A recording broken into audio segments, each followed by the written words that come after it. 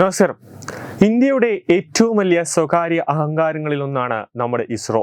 ലോകരാജ്യങ്ങളെ പോലും ഞെട്ടിക്കുന്ന രീതിയിലാണ് നമ്മൾ ബഹിരാകാശത്തേക്ക് ഓരോ ഉപകരണങ്ങളും വിക്ഷേപിക്കുന്നതും അത് വിജയിക്കുന്നതും.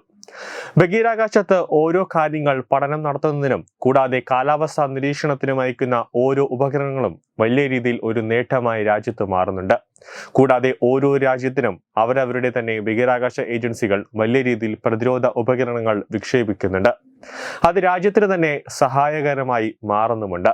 ദിവസങ്ങൾക്ക് മുന്നേ നിരപരാധികളായ വിനോദസഞ്ചാരികൾക്ക് നേരെ പാകിസ്ഥാനിലെ ഇസ്ലാമിസ്റ്റ് തീവ്രവാദികൾ മതം ചോദിച്ച് നിറയൊഴിച്ച് കൊന്നിരുന്നു.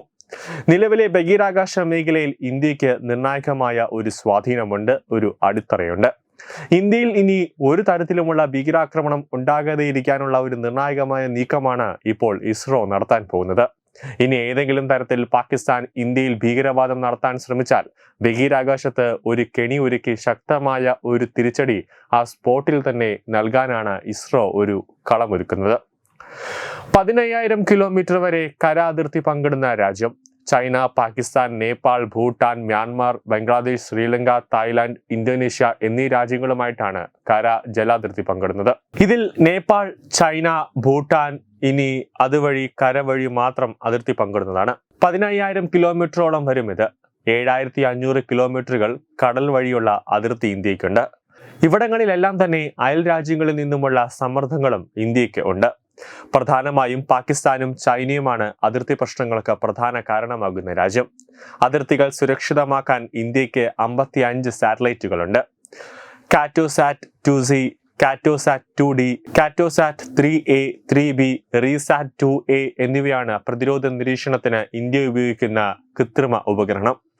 ഇവയുടെ വരുന്ന വർഷങ്ങളിൽ 100 മുതൽ 150 എണ്ണം വരെ വർദ്ധിപ്പിക്കാനാണ് ഇസ്രോ ചെയർമാൻ നാരായണൻ ലക്ഷ്യമിടുന്നത്.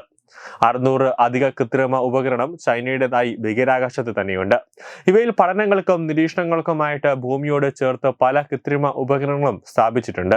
എന്നാൽ ഇവയെ സൂക്ഷിക്കണമെന്നാണ് അമേരിക്ക മറ്റു രാജ്യങ്ങൾക്ക് മുന്നറിയിപ്പ് നൽകിയിരിക്കുന്നത്. കഴിഞ്ഞ ആഴ്ച അമേരിക്ക നൽകിയ മുന്നറിയിപ്പ് അനുസരിച്ച് തങ്ങളുമായി ചേർന്ന് നിൽക്കുന്ന രാജ്യങ്ങൾ ചൈനീസ് കമ്പനികൾ നൽകുന്ന സാറ്റലൈറ്റ് സേവനങ്ങളിൽ നിന്നും വിട്ടുനിൽക്കണമെന്നാണ് പറയുന്നത്. കാരണം ഭൂമിയുടെ അച്ചുതണ്ടിലോടും ചേർന്ന് നിൽക്കുന്ന ചൈനീസ് സാറ്റലൈറ്റുകൾ മറ്റ് രാജ്യങ്ങളുടെ രഹസ്യ വിവരങ്ങൾ ചോർത്തി ചൈനീസ് സർക്കാരിന് നൽകുമെന്നാണ് അമേരിക്ക പറയുന്നത്.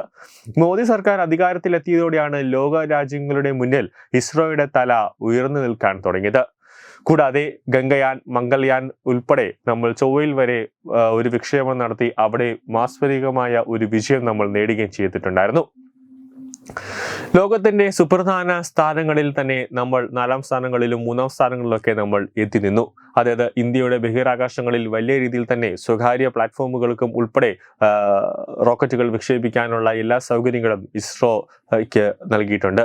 അതോടൊപ്പം തന്നെ കേന്ദ്ര സർക്കാർ വിപുലമായ ഒരു സൗകര്യങ്ങൾ, അതായത് വിപുലമായ എല്ലാ രീതികളും കൈക്കൊള്ളാനുള്ള ഒരു പ്രധാന ചുമതല അല്ലെങ്കിൽ ഒരു സ്വാതന്ത്ര്യം കേന്ദ്ര സർക്കാർ നരേന്ദ്രമോദി ഇസ്രോയ്ക്ക് നൽകിയിട്ടുണ്ട്. കാരണം നരേന്ദ്രമോദിയാണ് ഇസ്രോയുടെയൊക്കെ മുഴുവൻ നിരീക്ഷണവും നടത്തിക്കൊണ്ടിരിക്കുന്നത്. കാരണം അതിന്റെ തലവൻ മോദി പ്രധാനമന്ത്രിയാണ്.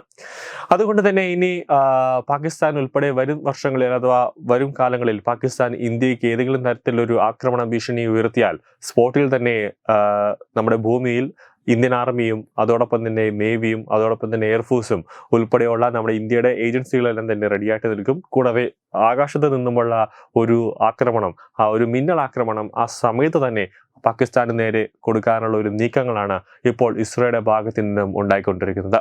News desk Tatwamayi news.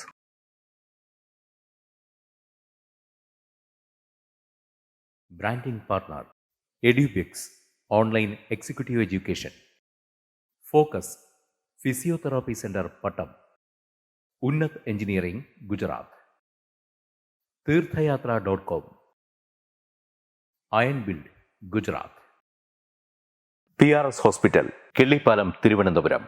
5 തലമുറകളായി നിങ്ങൾക്കൊപ്പം. തുമ്പമൺ ശ്രീ വടക്കുംനാഥൻ ക്ഷേത്രം, അമ്പലക്കടവ്, പത്തനംതിട്ട.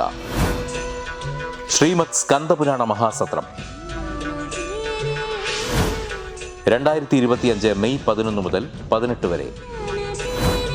ബ്രഹ്മശ്രീ മുംബൈ ചന്ദ്രശേഖര ശർമ്മയുടെ മുഖ്യ കാർമ്മികത്വത്തിൽ മഹാഗണപതി ഹോമം, സ്കന്ദപുരാണ പാരായണം, മഹത് പ്രഭാഷണങ്ങൾ, പൂജഹോമാദികൾ, കലാ സാംസ്കാരിക പരിപാടികൾ. സത്രയജ്ഞ കർമ്മങ്ങളിലേക്ക് എല്ലാ ഭക്തജനങ്ങളുടെയും സാന്നിധ്യവും സഹകരണവും സാദരം അഭ്യർത്ഥിക്കുന്നു. മഹാസത്രവേദിയിൽ മെയ് 18-ന് പഴനി അരുൾമിക ദണ്ഡായുധപാണി സ്വാമി ദേവസ്ഥാന അർച്ചക സ്ഥാനികർ ശ്രീസെൽവ സുബ്രഹ്മണ്യ ശിവശാരിയാരുടെ മുഖ്യകാർമ്മികത്വത്തിൽ നടക്കുന്ന അതിശ്രേഷ്ഠവും സർവൈശ്വര്യദായകവുമായ സ്കന്ദഹോമം. സ്കന്ദമഹാപുരാണ സത്രത്തിന്റെ ആദിമധ്യാന്തമുള്ള സമ്പൂർണ്ണ തത്സമയ കാഴ്ച തത്വമയി നെറ്റ്വർക്കിൽ.